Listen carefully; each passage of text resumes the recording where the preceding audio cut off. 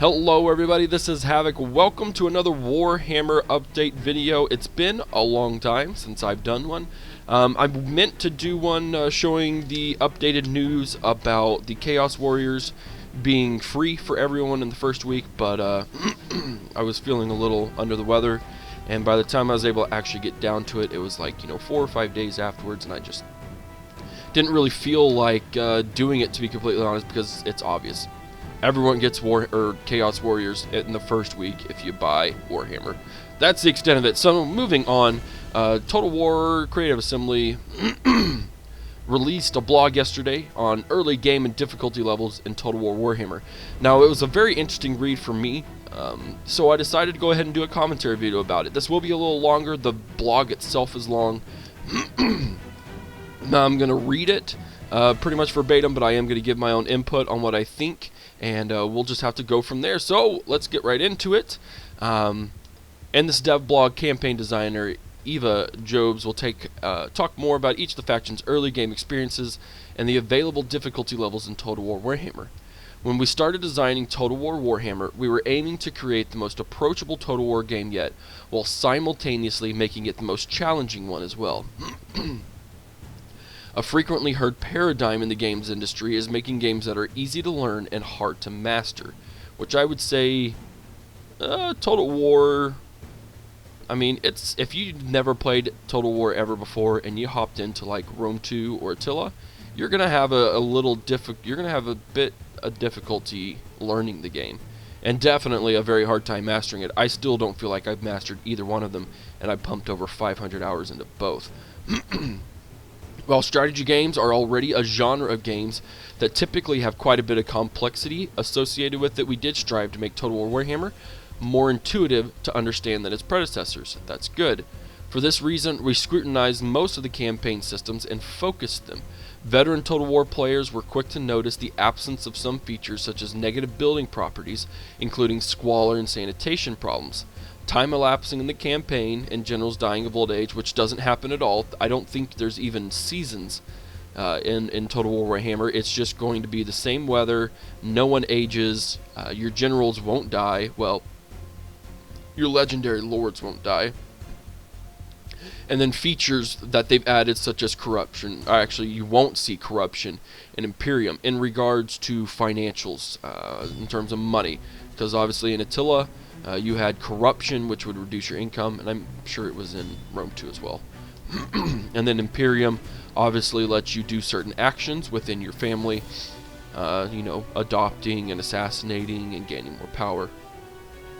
On the other hand, we didn't want to just dumb down the game, so complexity has been added back into the game in other areas. Total War Warhammer has the deepest character customization options yet, with many skills, items, and followers that can be utilized to create powerful lords and heroes.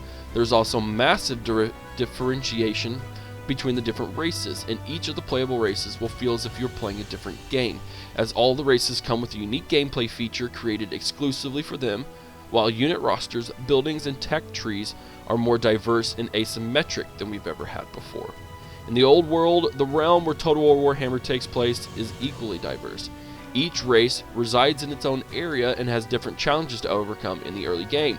In the next section, we'll tell you more what you can expect from the early game of the 4 playable factions.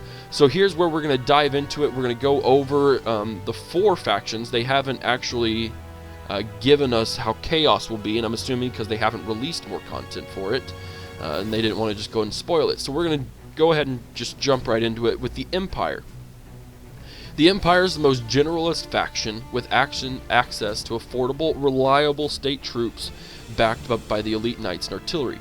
Has a wide variety of diplomatic options available early game, as the starting province of Reichland is surrounded by many different human factions as well as dwarves and several green-skin tribes. Forging trade agreements with other factions early on is an important aspect in securing a decent income and sustaining sufficient forces in the long run.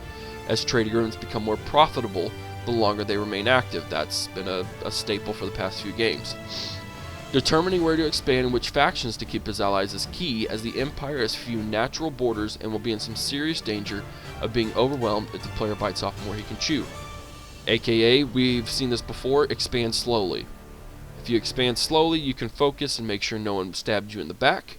And actually, we'll go in terms of stabbing in the back. That's part of the difficulty section, which I do want to go over. But the Empire has few natural borders. They're kind of in the middle of the map, and so you got to be careful because they could very quickly become overwhelmed. The Dwarves. Dwarves are a highly defensive faction. They are famous for their resilient infantry and devastating ranged firepower. In the early game, they can turtle up around the capital Karaz Akrak and focus on building up their economy. In their immediate surroundings, they will find several small dwarf factions and quite a few hostile greenskin tribes. Making allies and confederating with other dwarves will greatly help their efforts and secure the Badlands and World Edge Mountains. Overall, dwarf players will likely to take it slow, digging themselves in when they're conquering a new territory, waiting for the enemy to lose armies when they try to besiege the dwarven settlements, and then quickly marching forth from their holds in retaliation, reclaiming more and more ancestral holds as they go. For those of you who don't know, the dwarves, the history behind it is the greenskins have taken over several of their holds. They hold parts of the mountain, but you can confederate, much like you could in Rome 2, more so than Attila. You can make a confederation. You can absorb those dwarf factions, getting their holds and settlements as well as their forces, which will be very beneficial. Rather than allying, I think it would be much better to try and confederate from whatever means possible. So you're going to want to, obviously there's a lot of greenskins. Those are going to be your number one priority in taking those guys out and reclaiming the holds, as well as expanding into the Badlands. The greenskins are an uncomplicated faction.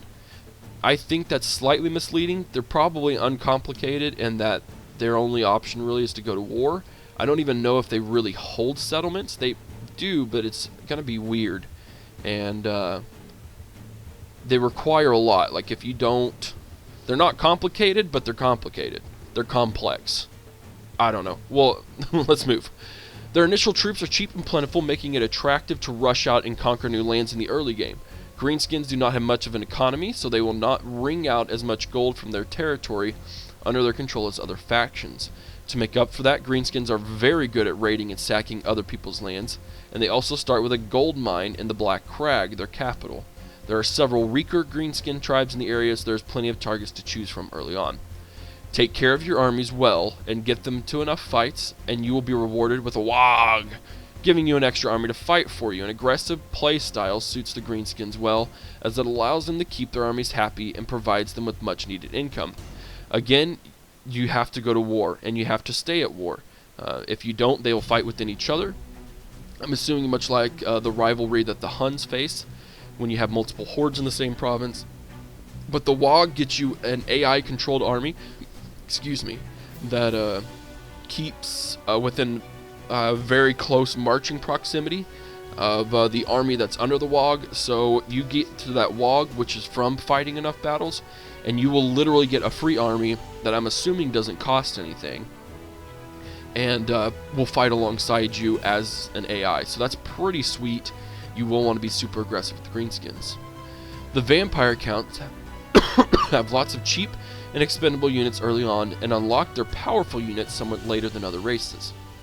They can quickly replace their cannon fodder in the field through their unique Raised Dead ability, which actually is a feature on the map. If there's a large battle, and this is in a previous video, if there's a large battle going on, then they will be able to, from the results from the dead people of that battle, they will be able to take on those units, which I think is a really cool factor that obviously we've never seen in the Total War realm at all, but it is really cool and a way to get cheap units. Where was I? Oh, I lost my place. It suits the vampire counts to focus their investments in certain key provinces, working their way up to the highest tier buildings as quickly as possible while leaving other provinces neglected. This way, they have access to their top units in strategic locations while relying on Raised Dead elsewhere. Economically, they can afford to do this because vampires get a large share of their income, and vampires, their income is dark magic. That's their currency, so it's not going to be money, but they get a large share of their income from their main settlement buildings, representing the oppressed population drained of blood or sacrificed in dark rituals. Pretty disgusting, but whatever works. The vampire counts start in a corner of the empire, and they are bordered by dwarves in the south and dwarves in the east. They should pick their targets carefully, as starting war with one empire or dwarf faction may drag in their friends as well. So the vampire counts are definitely ones that I want to play as, because I think out of everything they have one of the more unique gameplay styles. We'll just have to see. And again, using dark magic, it's going to be the same as using regular income. It's just a different form of income.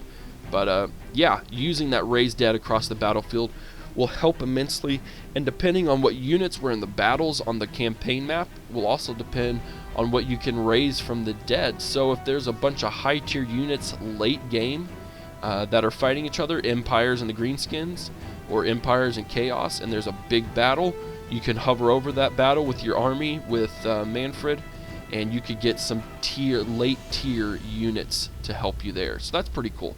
I like that idea. Alright, so the capitals. Each faction of importance has a unique capital city settlement building. These buildings are more powerful variants of regular settlement buildings and serve two purposes. First, they provide some extra income in the early phases of the game, as they will boost all income in the starting province as well as any neighboring provinces you may conquer later on. Secondly, they have massive garrisons that become increasingly powerful as you raise your capital city level. This makes it harder to lose your capital and very challenging to capture the capitals of other major factions. So that's really cool too. I like that. It's very easy to take over Rome in Total War Rome 2 and Total War Attila. You know, that's a major capital city. I guess in Attila it's Mediolanum. Anyways, you know, it's easy to take over capital cities. It's just another city. Sure, they may have a lot of troops, but it's nothing out of the ordinary from any of the other cities. So the fact that the capitals provide a boost in income to neighboring provinces and have very large elite garrisons, that's going to be, you're going to be able to be decently secure in the hope that you won't lose your capital without a very, very, very good fight. Now, on to difficulty levels. Total War Warhammer features 5 difficulty levels ranging from easy to legendary. This way, whether or not you have previous experience with Total War games and other strategy games, you can play the game you want to, be it easy to approach or extremely challenging.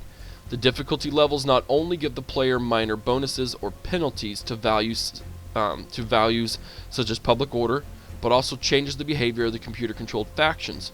On easy difficulty, factions are forgiving to slights such as trespassing or breaking treaties, and hesitant to declare war, while on very hard you will notice that they have become extremely opportunistic, not shying away from backstabbing the player if they believe it serves their interest best.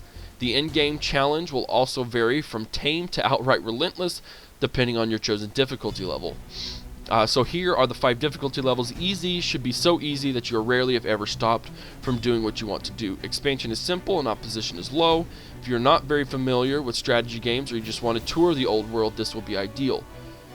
I have no desire to do easy.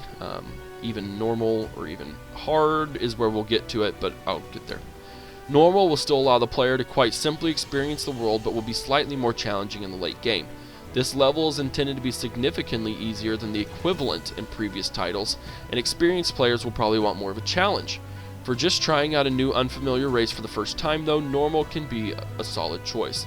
So, much easier than previous titles on normal, but I think they really step it up with these later ones. I think it's, so don't assume that hard will be Attila's normal, very hard will be Attila's hard. I don't think that's going to be the case. Hard will be a significant step up. The player will be expected to make challenging decisions from the early game onwards and will find themselves frequently under pressure on multiple fronts. Expansion will be more difficult and slower, and you can expect to lose some of your territory on occasion. The mid to late game will require the player to respond with planning, sacrifice, and a sound knowledge of the interlocking systems of the game. So just from that description, hard does seem quite hard. In very hard, I was decently successful with most of my campaigns with Attila on very hard, so I kind of feel like hard may be the very hard on Attila. I don't know. You can't do a comparison until you actually get into it. Very hard, the player is expected to be very experienced with the game in order to be able to survive from the outset. Maybe onset? The game will be unforgiving, and you'll need to find ways to get the most out of all the areas of the game, including battle, campaign economy, diplomacy, and character skills. Nasty, inescapable situations are likely to be countered frequently by the ill-prepared and unwary, so you should exercise caution when planning your next expansion. The late game will offer a brutal challenge. Again, I'm torn between hard or very hard. You guys leave in the comments what you would like to see. Just expect some difficulties and a little bit of upsetness going on very hard if it just gets ridiculous. And then Legendary not only offers the greatest level of challenge, but also places restrictions on saving the game and issuing orders while paused in battle, rewarding only the experts, the committed, and the quickest of thinkers. I no desire to play Legendary. If I get through a campaign and it was, if it was alright on very hard, sure, I'll try Legendary, but I'm not going to do it from the start.